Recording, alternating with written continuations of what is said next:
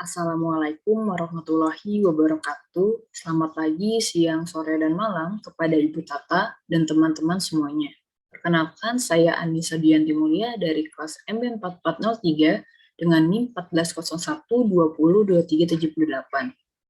Pada kesempatan kali ini, saya akan memaparkan salah satu materi mata kuliah manajemen keuangan, yaitu Cost of Capital.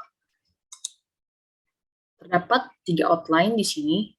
Pertama ada introduction, lalu cost of capital individu, dan yang ketiga terdapat cost of capital keseluruhan. Oke, kita masuk ke bagian pertama. Cost of capital, apa sih cost of capital itu? Cost of capital atau biasa sering disebut biaya modal. Biaya modal merupakan biaya real yang harus ditanggung perusahaan untuk mendapatkan pendanaan yang bersumber dari hutang, saham biasa, saham preferen, dan laba yang ditahan untuk mendanai kegiatan bisnis perusahaan seperti investasi dan kegiatan operasional perusahaan. Oke. Apa fungsi cost of capital bagi perusahaan? Nah, di sini ada fungsi. Yang pertama, untuk menentukan apakah perusahaan akan berinvestasi atau tidak. Kedua, membandingkan tingkat keuntungan yang didapat dengan biaya modalnya. Lalu, sebagai discount rate, mengetahui kelaikan bisnis dengan menghitung nilai present value-nya. Dan yang keempat, untuk mengevaluasi kinerja sebuah perusahaan. Oke deh, jenis-jenis cost of capital. Nah, jenis-jenis ini ada individu dan keseluruhan yang dibagi berdasarkan dari mana sih sumber dananya. Nah, kalau yang individunya ada 3, ada cost of debt atau sumber pendanaan, biaya modal dari hutang, cost of preferred stock, saham preferen, dan cost of common stock, atau saham biasa. Sedangkan yang keseluruhan ada WACC. WACC ini sebenarnya gabungan dari saham-saham individu ini nih, yang dihitung secara bersamaan. Oke, kita next. Kita masuk ke bagian kedua, cost of capital individu. Yaitu pertama ada cost of debt. Biaya modal yang sumber pendanaannya didapat dari hutang. Contohnya seperti obligasi. Nah, biaya hutang ada biaya yang dikenakan sebelum pajak, saya notasikan dengan KB, dan ada biaya hutang yang dikenakan setelah pajak, saya notasikan dengan KD. Nah, terdapat rumus biaya hutang sebelum pajak atau KB. KB sama dengan IT ditambah dalam kurung M dikurang NPD per N, dibagi NPD ditambah N dibagi 2. Maksudnya apa sih? Nah, sini note. KB tadi itu sendiri kan biaya hutang sebelum pajak. Nah, IT sama dengan nilai nominal obligasi atau per value yang sudah dikalikan dengan tingkat diskonnya. Jadi nanti bentuknya tuh rupiah atau dolar atau tergantung mata uangnya.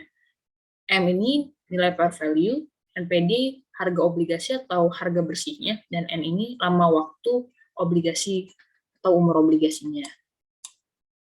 Nah, kalau tadi biaya hutang before tax, kali ini biaya hutang after tax. Saya notasikan dengan KD. KD after tax sendiri, KD after tax ini sendiri sama dengan KD before tax dikali dalam kurung 1 kurang T.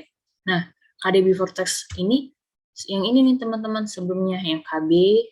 Nah, jadi tinggal dikalikan dalam kurung 1 dikurang T. Yang dimana T ini sendiri menunjukkan informasi pajak. Oke, kita next. Contoh soal.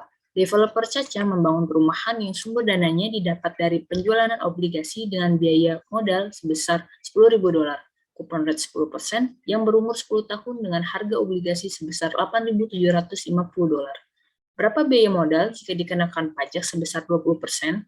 Oke, untuk mencari biaya modal after tax, kita harus mencari dulu biaya modal dari hutang before tax-nya. Oke, di sini ada KB, diketahui IT. IT ini kan tadi nilai par value, biaya modal yang dikali dengan tingkat kupon rate-nya. $10.000 dikali dengan 10%, maka didapat $1.000. Lalu M, nilai par value-nya 10.000. NPD, nah nilai bersih atau harga obligasinya sebesar 8.750. Oke, umur obligasinya tadi 10 tahun, dan pajaknya dikenakan 20%.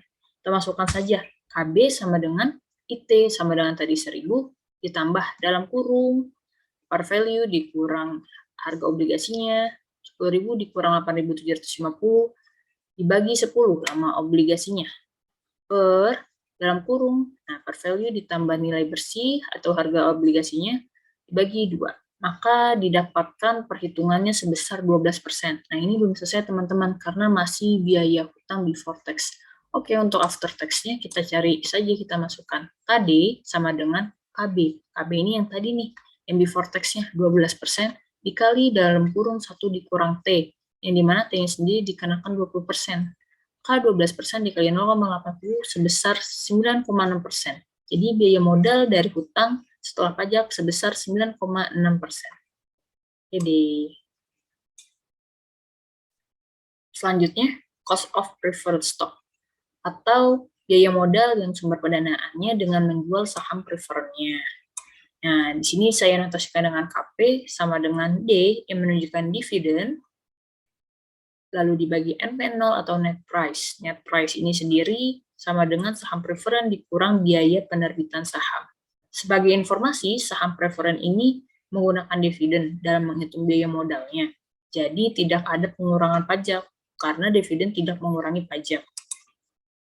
Oke, contoh soalnya, The Black Label menjual saham preferen dengan nilai $150, dijual dengan harga $195 dan dividennya $8 per tahun. Sedangkan biaya pengeluaran saham sebesar $3 per lembar. Berapa biaya modal saham preferen The Black Label? Oke, kita ketahui dulu dividennya tadi $8 per tahun, NP0-nya, net price-nya harga saham, harga yang dijual 195 dikurang biaya mengeluarkan saham $3. Maka didapat $192. Langsung dimasukkan saja, KP sama dengan dividen dibagi net price. 8 dibagi 162, maka didapat 4,16%. Pendanaan dari saham preferen. Oke, selanjutnya pendanaan dari cost of common stock atau saham biasa.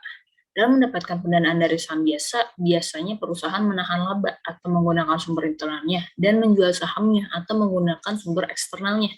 Terdapat dua metode penghitungan biaya modal dari menjual saham biasa dan menahan laba, yaitu metode diskonto dividen dan metode CAPM. Oke, untuk lebih detailnya kita next. Oke, termasuk metode pertama, diskonto dividen, saya notasikan dengan KE. Nah, di sini sebelum memasuki bagaimana penjelasannya, ada informasi apa itu biaya flotasi. Biaya flotasi itu sendiri merupakan biaya yang dikeluarkan perusahaan ketika menjual atau menerbitkan saham baru. Kita masukkan saja nih, perhitungan pertama ini jika diasumsikan tidak ada biaya flotasi. KE sama dengan D, dividen, dibagi P. P ini harga saham per lembar, dan ditambah G, G atau growth tingkat pertumbuhan. Dividen di atas merepresentasikan dividen tahun berikutnya atau bisa disebut D1. Jadi sebenarnya ini tuh D1 teman-teman. Jika hanya diketahui dividen tahun ini saja atau D0 harus di future valuekan terlebih dahulu. Jadi jika ada D0 saja dalam soal berarti kita harus diubah dulu. Nih, cara mengubahnya seperti ini. D1 sama dengan D0 dikali dalam kurung 1 ditambah G. 1 ditambah growth. Nah, jika ada biaya flotasi, ya sudah. Ini rumusnya. Jika mau dirupiahkan, dividen dibagi P kurang F, harga saham per lembar dikurang biaya flotasi. Nah, ini bedanya cuma di sini saja sih, ditambah G. Terus, dalam presentasi, D, dividen dibagi P dalam kurung dikali 1 kurang F1 dikurang biaya flotasi ditambah G, growth. Oke. Nah, contoh soalnya dividen PT ULTJ diharapkan tumbuh sebesar 16% per tahun. Dividen yang diharapkan pada tahun pertama sebesar Rp125 dan harga saham biasa sebesar Rp2.115. Berapa biaya modalnya? Oke, kita langsung saja nih. Diketahui growth-nya 16% per tahun, D0-nya dividen tahun pertama Rp125 dan harga sahamnya Rp2.115. Masukkan biaya modal dari saham biasa sama dengan D1 dibagi harga lembar per saham ditambah G growth. Nah, D1 ini D0 dikali dalam kurung 1 plus growth. Oke, ini kita satu-satu dulu ya. Tadi D0-nya sendiri itu 125 dikali 1 ditambah 0,16. Nah, ini growth-nya. Nah, sudah didapat, maka hasilnya 145. Oke, next selanjutnya dibagi 2115. 2115 ini adalah harga saham biasanya, ditambah growth-nya 0,16. Nah, maka didapatkan hasilnya akhirnya itu 22,85%. Biaya modal jika dikenakan biaya modal dari saham biasa. Oke, metode kedua kita masuk, yaitu metode CAPM, atau Capital Asset Pricing Model. Nah, apa sih CAPM itu? Yaitu metode yang menganalisis hubungan dari tingkat return saham yang diharapkan oleh investor dengan tingkat return dari pasar. Nah, ini ada rumusnya teman-teman. Pertama, CAPM itu ada KJ ya, Cost of Internal Common Equity, karena hitungannya menggunakan sumber internalnya. KJ sama dengan KRF. KRF ini di sini menunjukkan risk free rate atau tingkat bebas resikonya ditambah beta, nilai beta. Dikali dalam kurung KM. KM ini nilai yang diharapkan dari pasar dan dikurang KRF tadi, tingkat bebas resikonya. Nah, menghitung dengan CAPM ini ada kelebihannya teman-teman. Pertama, modelnya yang sederhana, dan kedua, mengasumsikan tingkat growth dividend. Oke, next. Oke, ini contoh soalnya.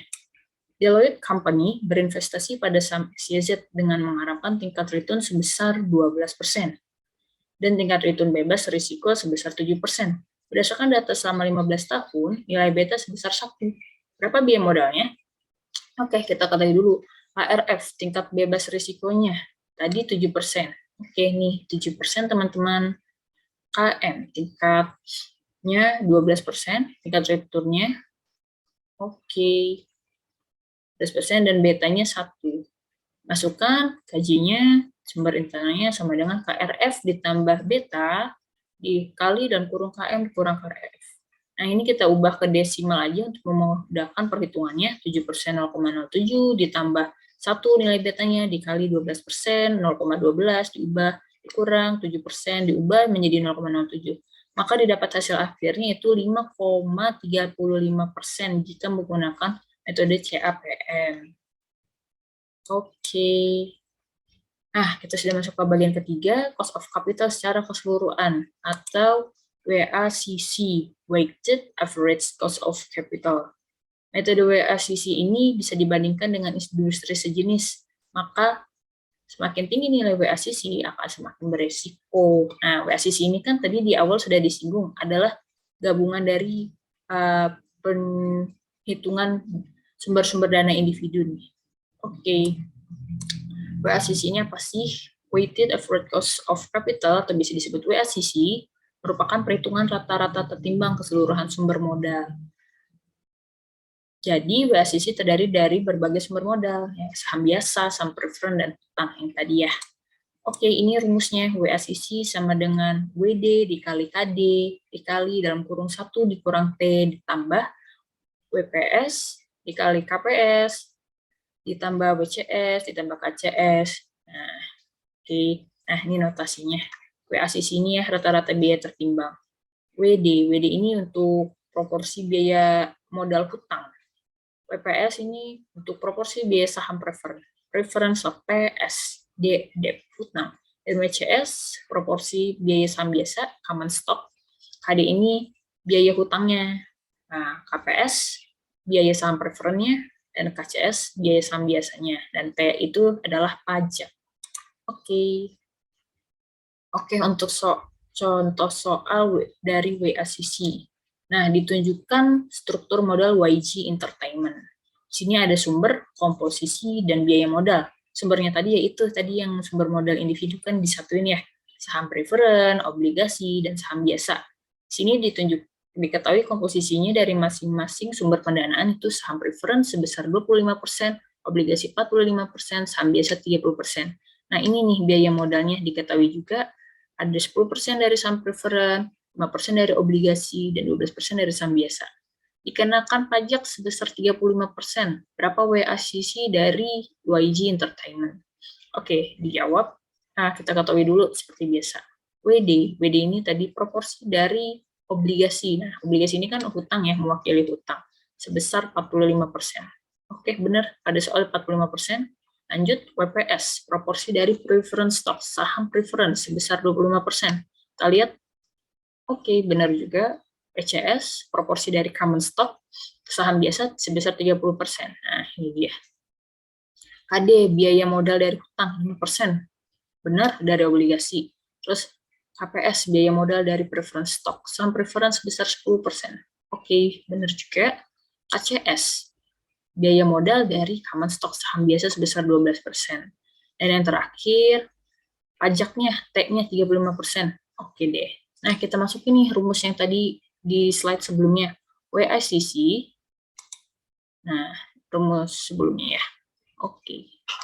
WACC sama dengan WD dikali KD. Nah, 45% tadi nih, di semuanya kita ubah dalam desimal untuk memudahkan perhitungan ya teman-teman. 45% atau 0,45 dikali 5% atau 0,05. Nah, dikali dalam kurung 1 dikurang T. 1 dikurang T ini 1 dikurang 35% atau 0,35.